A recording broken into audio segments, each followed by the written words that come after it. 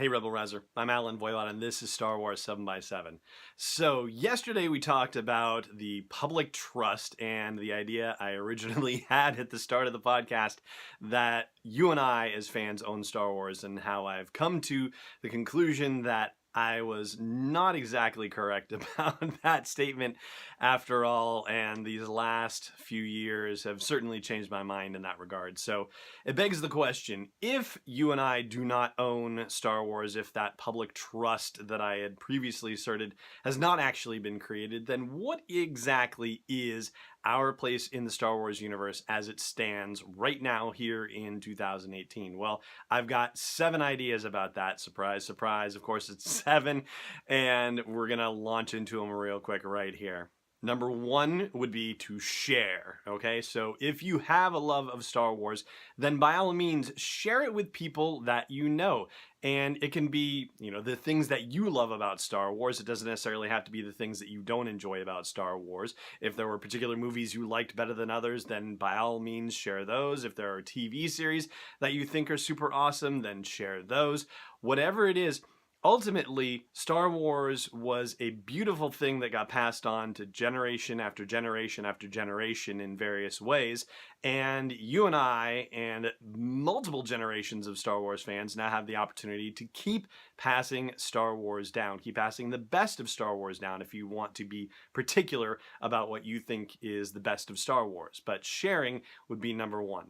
Number 2 would be to discuss. And discussion just means talking with other Star Wars fans about what it is you love, because there are things that you're going to be familiar with that other people are not going to be familiar with. Other Star Wars fans are not going to be familiar with. I can't tell you how often I've had the opportunity from listeners of the podcast to learn about other stories, particularly in Legends and the old expanded universe, that would enhance my understanding of the way things used to be, as it were, but also to understand particular characters and how they developed. And it also bears on how they're being reintroduced into the Star Wars canon and that sort of thing. So there's also a whole host of media that a lot of people aren't necessarily consuming. Obviously, more people consume the movies than anything else, but there's a lot to discover in the TV shows, the animated series, of course, and in the comics and the video games. Like, there's so much out there. So the books too, I'm not even mentioning the books.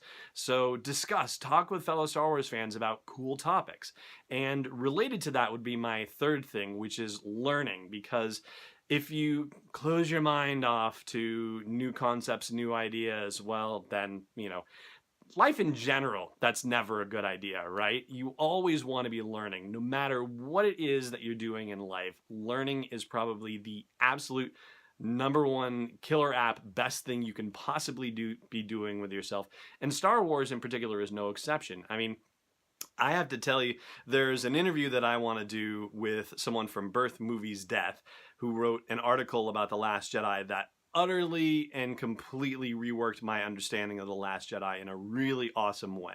His name is Andrew Todd. I gather he's their resident Star Wars expert. And yeah, I will include a link to this show, or to that article in the show notes, because man, that really deepened my appreciation for The Last Jedi in a way that I was not expecting. It's really awesome. All right, so the 4th one and the 5th one are also related. The 4th one is respect. And thankfully, this has not been very much of an issue at all here with Star Wars 7 by 7, in that conversations I've had with people where I disagree with things that they're saying or they disagree with things I'm saying have almost entirely been utterly and completely respectful in their disagreements. It's only very rarely been pitched as personal attacks or anything like that.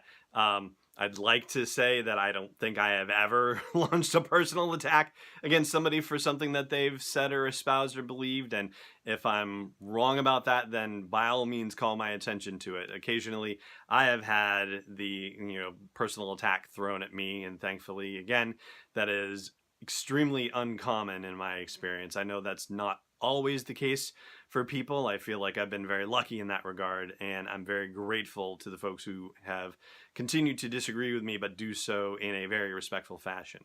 And so the related fifth thing is, as fans, we need to stand up for people who are being bullied, who are being treated in disrespectful ways, who are being attacked personally for the things that they believe and say about Star Wars. And, say something and don't let it stand. If you see somebody being told that there is something wrong with them as a person because of a belief that they espouse about Star Wars, then by all means, don't just sit there quietly, call it out, and do something about it. The sixth thing is to have fun with Star Wars. And that also particularly means that if you're passionate about something Star Wars, then get into it, explore it, deepen your appreciation for it. I know there are some schools of thought that say, like you wouldn't want to, well, let's just use the common analogy. You wouldn't necessarily eat sausage if you knew how the sausage was made. And so sometimes people say, I don't want to see inside the sausage factory. I just want to appreciate it from afar, right? Well, there are lots of different ways that you can dig into your fandom and appreciate Star Wars in new and exciting ways. If it's cosplay, if it's starting a podcast, if it's writing for different Star Wars websites, if it's collecting, if it's doing, I know there are people who actually go out and do lightsaber training things, there's so many different ways that people are expressing their fandoms creatively. Making fan films, that's a huge one too. So by all means, have fun with it, deepen your appreciation for it, do things that excite you, do things that add on to the experience of Star Wars for other people, whether it's people, really just close around you, or whether it's people all over the world. And the last thing, and yes, it is slightly self-serving, I will say, but it's not just me, it's anybody who is doing something to create new Star Wars experiences for people. Please support them. And that support can be through word of mouth. That support can be financial, as it is with Patreon, for example. And I am one of many Star Wars podcasts that are on Patreon and are supported by fans at patreon.com/SW7X7.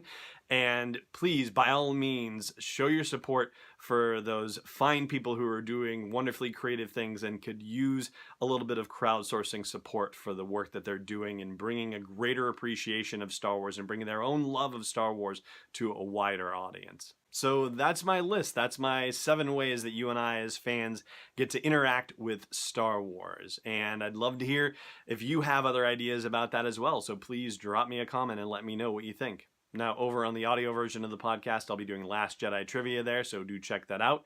For now, though, that's it for this show. So thank you so much for watching, and may the Force be with you wherever in the world you may be.